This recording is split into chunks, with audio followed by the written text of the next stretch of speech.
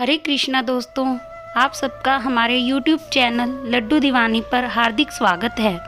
आज हम सुनेंगे लक्ष्मण की पत्नी उर्मिला की कहानी, जो आपने कभी नहीं सुनी होगी।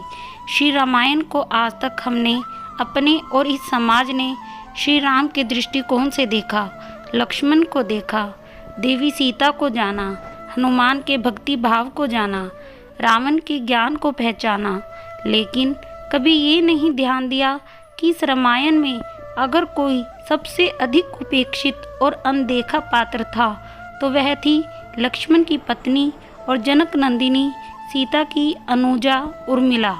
जब राम सीता वनवास को जाने लगे और बड़े आग्रह पर लक्ष्मण को भी साथ जाने की आज्ञा हुई तो पत्नी उर्मिला ने भी उनके साथ जाने का प्रस्ताव रखा था, परंतु लक्ष्मण ने उन्हें यह कहकर मना कर दिया कि अयोध्या के राज्य को और माताओं को उनकी आवश्यकता है। असीम पतिव्रता थी उर्मिला की उस नवयौवन कंधों पर इतना बड़ा दायित्व डालकर लक्ष्मण चले गए।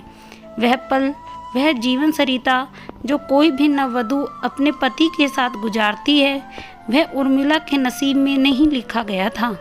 पतिव्रता स्त्री ने जीवन के चंचल पड़ाव पर भी, अपने पति से दूर रहने पर भी लेश मात्र किसी और का ध्यान नहीं किया। यह उर्मिला का अखंड पतिव्रत धर्म था।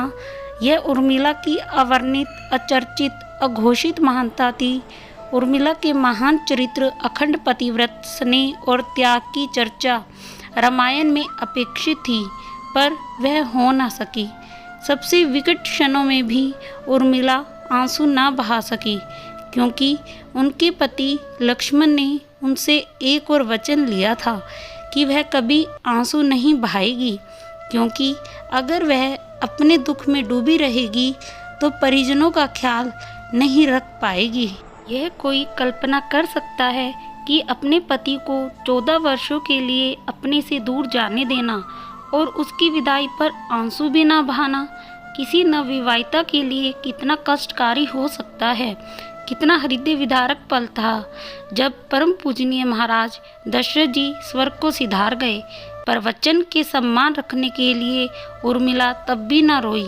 महाराजा जनक अपनी पुत्री को मायके अर्थात मिथिला ले जाना चाहते थे, ताकि माँ और सखियों के सानिध्य में उर्मिला का पति वियोग का दुख कुछ कम हो सके, परंतु उर्मिला ने तो मिथिला जाने से भी इनकार कर दिया, यह कहते हुए कि अब पति के परिजनों के साथ रहना, दुख में उनका साथ ना छोड़ना, यही अब उनका धर्म है। बहुत से लोग इस बात से परिचित हैं कि अपने वनवास के दौरान भाई और भाभी की सेवा करने के लिए लक्ष्मण पूरे 14 साल तक नहीं सोए थे। उनके स्थान पर उनकी पत्नी उर्मिला दिन और रात सोती रही। लेकिन यह बात बहुत कम लोग जानते हैं कि रावण के बेटे मेघनाद को यह वरदान प्राप्त था कि जो इंसान 14 वर्षों तक ना सोया हो, केवल वही उसे हरा सकता है।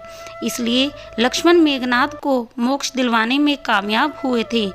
रावण के अंत और 14 वर्षों के वनवास के पश्चात जब राम, सीता और लक्ष्मण वापस अयोध्या लौटे, तब वहाँ राम के राज तिलक के समय लक्ष्मण जोर जोर से हंसने लगे।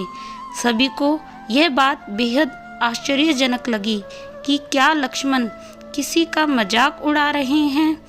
जब लक्ष्मण से इस हंसी का कारण पूछा गया तो उन्होंने जो जवाब दिया कि ताउम्र उन्होंने इस घड़ी का इंतजार किया है, लेकिन आज जब यह घड़ी आ गई है तो उन्हें निद्रा देवी को दिया गया वो वचन पूरा करना होगा जो उन्होंने वनवास काल के दौरान 14 वर्षों के लिए उन्हें दिया था। लक्ष्मण ने नहीं देखा भगवान राम का राज तिलक, क्योंकि वो सो चुके थे। दरअसल निद्रा ने उनसे कहा था कि वह 14 वर्ष के लिए उन्हें परेशान नहीं करेगी और उनकी पत्नी उर्मिला उनके स्थान पर सोएगी। निद्रा देवी ने उनकी यह बात एक शर्त पर मानी थी कि जैसे ही वे अयोध्या लौटेंगे, उर्मिला की नींद टूट जाएगी और उन्हें सोना होगा। लक्ष्मण इस बात पर हंस रहे थे कि अब उन्हें सोना होगा और वह राम का राज तिलक नहीं देख पाएंगे। उनके स्थान पर उर्मिला ने यह रस्म देखी थी। लक्ष्मण की विजय का कारण था उर्मिला का पतिव्रता होना। एक और वाक्य ऐसा है जो यह बताता है कि लक्ष्मण की विजय का मुख्य कारण उर्मिला थी। मेघनाद के वध के बाद उनका शव राम जी के खेमे में था।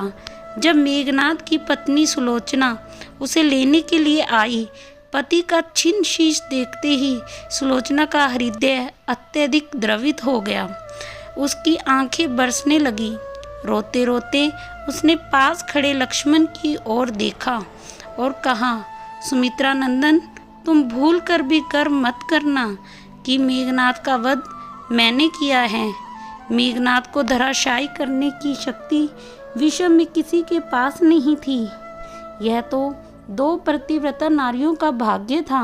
अब आप सोच में पड़ गए होंगे कि निद्रा देवी के प्रभाव में आकर अगर उर्मिला 14 साल तक सोती रही तो सास और अन्य परिजनों की सेवा करने का लक्ष्मण को किया गया वादा उन्होंने कैसे पूरा किया।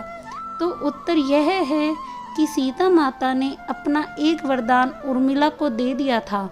उस वरदान के अनुसार उर्मिला एक साथ 3 कार्य कर सकती थी।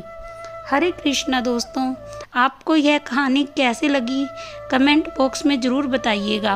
और आगे भी आप ऐसी ही रहस्यमयी कहानियों को जानना चाहते हैं तो हमारे चैनल को लाइक, शेयर, सब्सक्राइब अवश्य करिएगा। हम आगे भी आपके लिए ऐसी ही रहस्यमयी कथाएं लाते रहेंगे। हरे कृष्णा।